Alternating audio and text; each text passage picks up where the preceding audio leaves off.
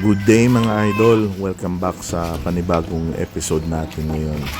Nandito tayo uli sa Redfoot Game Farm ni Master Lance De La Torre, no? Kasama natin mga idol natin at mag chicken talk naman ulit tayo mga idol.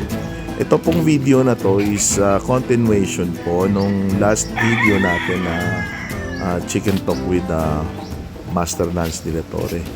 Kasama natin dito si Idol Massimo Scofield, Idol Leslie Permias, si Idol Romy Boy Castro, at saka si Idol Humphrey Royo.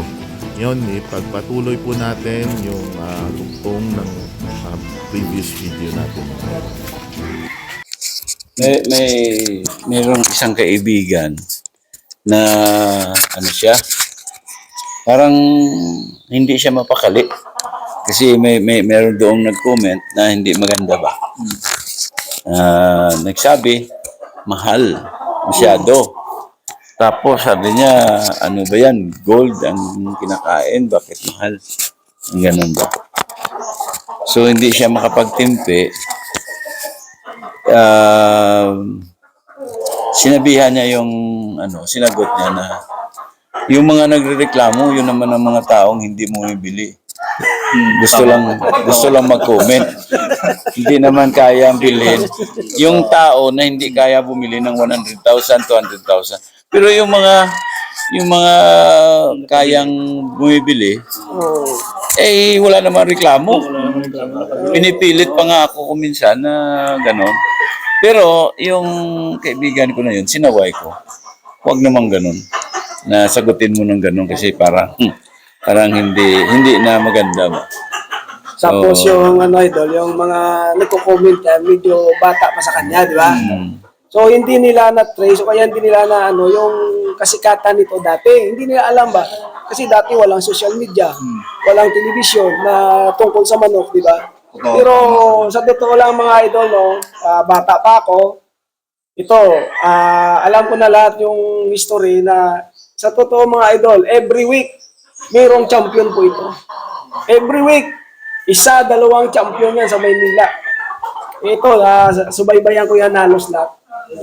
Kaya yung kumukomment na idol, yung mga bata pa na hindi nasubaybayan, abutan yung laban nito nung kabataan pa, yung kasikatan nito, hindi nila alam. Diba? Hindi nila alam. Ang nakikita na lang nila ngayon. Ngayon. Oo, yung ngayon kasi hindi na natin siya nakikita sa Rueda, di ba?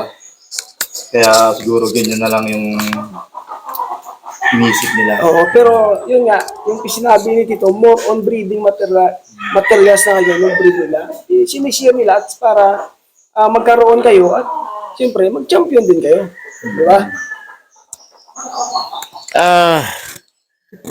May kaibigan ako dito sa katabi ko ngayon. Ang gandang lalaki nito.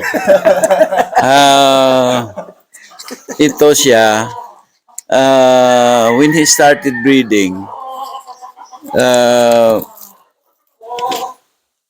maganda na yung niya, nung score niya. Pero nung nakapag-breed siya ng breeding materials natin, mas lalong gumanda ang kanyang ilang bisis ka nag-champion sa NGBA nung gumamit ka simula 1 year lang o second year? Ang NGBA, pali 2 bisis ko nag-champion sa NGBA Bullstag, saka isa sa 9 stag. Oh, sige. Lahat yun, galing sa kanya, Boston. Oh. Kinuktos ko sa material ko, kaya nagpapanalo. So, titingnan nyo mga idol, no? Dito sa Bacolod, nakakita na ba kayong ganyan na record? Hindi. Kaya nag-iisa lang siya. Kaya kayo, yun na. Tapos, ilang bang bloodline meron dito? Ang baseline ko dito is Lemon, Boston, regular gray. Yun ang mga ko. Now, ngayon nag-venture ako dito sa Boston White, sa Bonanza Black, yung Bakiki na over Boston. Andyan, meron na tayo mga Bakiki. And then, Blue Bones. Oh. Kasi nakita ko doon sa stage, ang pinakamataas na pinakamahabang panalo doon sa larangan ng sabong sa Amerika, 30 times winner. Blue Bone. Blue Bone over sa pile. Yun ang So, yun na ngayon ang inaano ko. Nagtatry ako. Maganda naman ang score.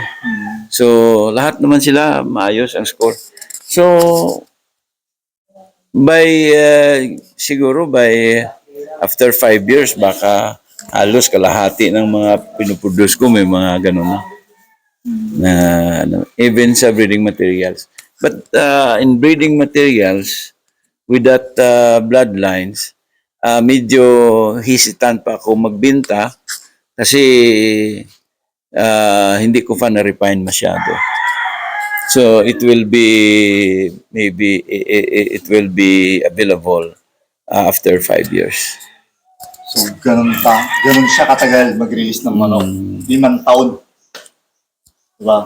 No. I breed that Blue Bones for almost almost 7 years. 7 years. Oo. Pero ngayon, Pero hindi pa out na ba perfect. siya? Hindi pa. Nagpapanalo sila pero hindi meron pa akong nakita na dapat i-correct. Tapos itong white nagpapanalo na rin. Ang pinaka-winning guess na alam ko sa white is si Leslie, yung sa Oriental na nakakuha sa akin, si Eric Mark. Oh. So yun ang mga so far ang nagpapanalo. May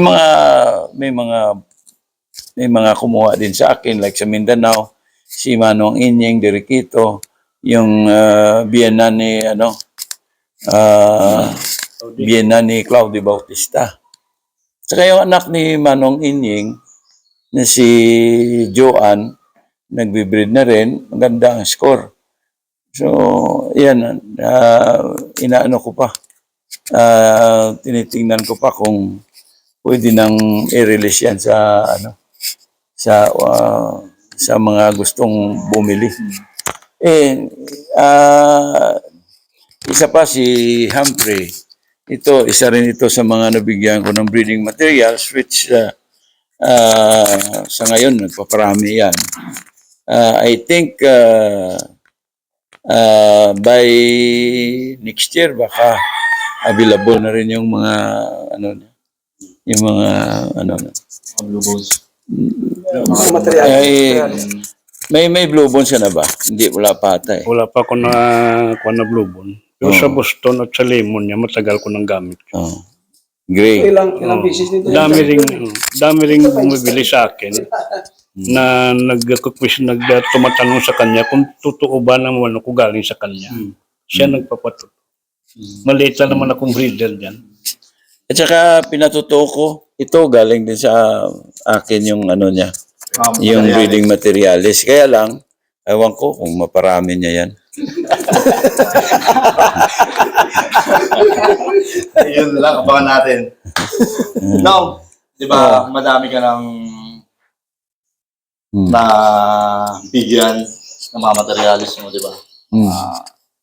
Nilalaban nila sa mga malalaking labanan. Kumusta naman yung samahan nyo? Sa ngayon, wala pa namang may nagmura sa akin eh. Hindi pa naman ako minumura na ang binigay mo sa akin, walang kwentang manok. Lahat naman So, sa mga comment nung, wala ka bang nakikita sa kanila na ito, nanguha sa akin to, tapos tinitira ko, gano'n, wala. Wala. Or, lahat sila, Ang masama lang, may mga tao dito na bumibili sa iba, pagkatapos magpunta dito sa akin, magpa-picture, tapos sabihin nila yung binibinta nila galing sa akin. Ay, hindi mo naman maiwasan yan. Kaya nga ngayon, pag nagpa-picture ka, na doon ka sa kapihan, magpa-picture sa akin, ibig sabihin, hindi ka nakakabili sa akin ng manok. Dapat, kung hawak ka ng manok, nakasabay ako, nakabili ka. Nabili mo yun. Kasi kung minsan pwede ba akong mawak ng manok para magpa-picture sa'yo? So, yun pala, ginagamit nila pambinta. Isa lang ang, tapos mga anak niya yan, no? Mga gano'n. So, hindi maganda ba na may mga tao talaga na user. Meron din mga breeders dito na kaya lang hindi ko kasi alam mo, I'm for the industry. Ayoko nang mangnira ng kapwa breeder. Pero dapat sana intindihin nila yon na hindi maganda yon. Kasi ang tinatamaan dyan, yung mga nakabili na akala nila totoo legitimate na galing sa akin. Pero yun pala, hindi. Kahit tsura lang pala ng manok ko. Meron mga breeder dito. Malaking mga breeder. Ginagamit nila pangalan ko. So, hindi maganda. Nung napanood ko sa isang interview mo, na may nagtanong sa'yo, bakit hindi ka nag-breed ng sweater? Tapos ang sagot mo, kung mag-breed ka ng sweater, wala na silang panama. Oo, kasi ganito,